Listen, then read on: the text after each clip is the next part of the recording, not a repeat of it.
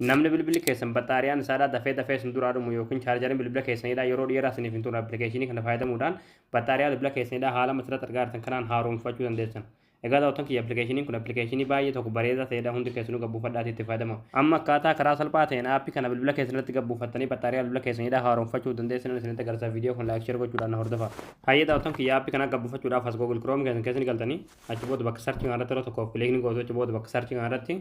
gola Oromiyaa itti barreessitanii gola Oromiyaa achi booda gola Oromiyaa kajoo jalarra isin baasarratti yeroo tokkoof kilikni gootu ammallee asirratti gola Oromiyaa kajoo kanarratti yeroo tokkoof kilikni gootu ammallee haala kanaan sittee fidaa sololta ikoon sarchii kanarratti yeroo tokkoof kilikni gootu